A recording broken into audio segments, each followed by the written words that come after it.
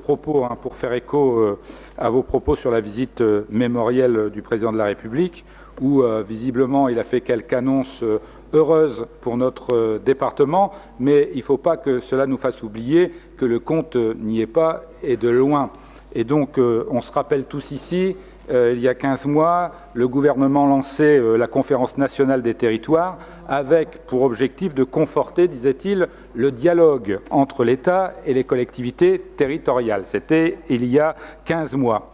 Mais nous pouvons dire aujourd'hui, nous pouvons constater qu'à cause et à force de verticalité dans la pratique du pouvoir, de remise en cause de grands principes de la décentralisation, de restrictions budgétaires avec la contractualisation, de condescendance vis-à-vis des territoires et de connexion par rapport aux grands enjeux rencontrés par les collectivités, cette conférence nationale des territoires s'est retrouvée et est aujourd'hui désertée. Et au bout de seulement 6 mois, force est de constater que l'Association des régions de France, l'Association des départements de France et l'Association des maires de France ont claqué la porte. C'est une première, un véritable exploit.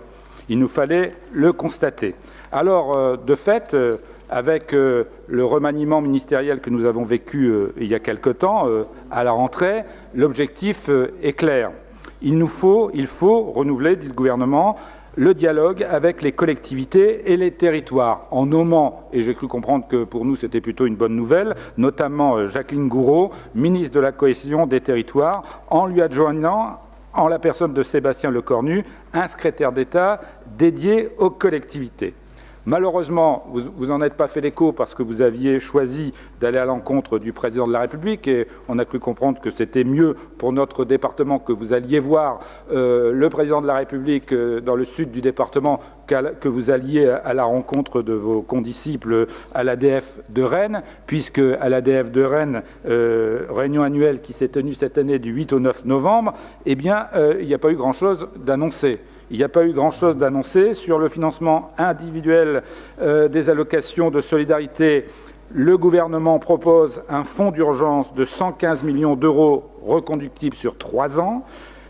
Très franchement, le compte n'y est pas par rapport aux 600 millions d'euros qui manquent actuellement pour financer le seul RSA.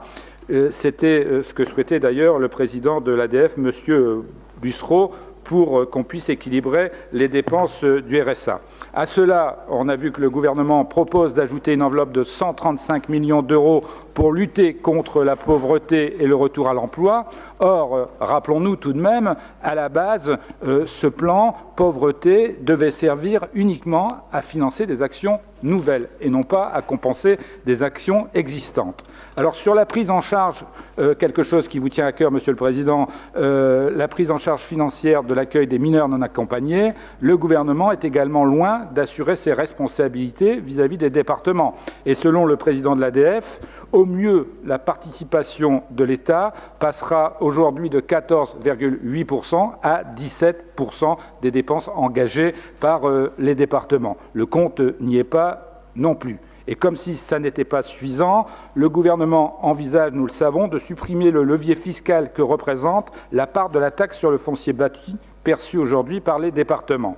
Cela conduirait notre collectivité à se voir privée d'une ressource dynamique et de limiter encore davantage son autonomie fiscale. En 2018, une recette est estimée à 450 millions d'euros concernant cette taxe. On voit bien qu'aujourd'hui, les victimes seront, une fois de plus, les victimes indirectes de cette réforme mal ficelée de la taxe d'habitation. Alors face à ce constat, au-delà de vos propos sur la visite du président de la République, on cherche encore des signes positifs. Vous-même, Monsieur le Président, vous semblez avoir fait le deuil de toute avancée de l'ADF en préférant effectivement rester dans le Nord pour accueillir l'itinérance du président de la République. Et j'en déduis que le gouvernement actuel se montre moins à l'écoute des besoins des départements, que ne le faisait le gouvernement précédent. Pour rappel, nous avions négocié en 2013 avec le précédent gouvernement de François Hollande un pacte de confiance et de responsabilité mis en œuvre par la loi de finances 2014 qui se chiffrait à 100 millions d'euros supplémentaires par an pour notre seul département. À cela, j'ajoute le taux des DMTO que nous avons augmenté à hauteur de 4,5%, fonds de soutien et transfert des frais de gestion sur la taxe du foncier bâti. Mais je crois que les notions de confiance et de responsabilité entre l'État et les collectivités semblent être des mots qui tiennent plus à l'ancien monde que ce que d'aucuns qualifient de nouveau monde.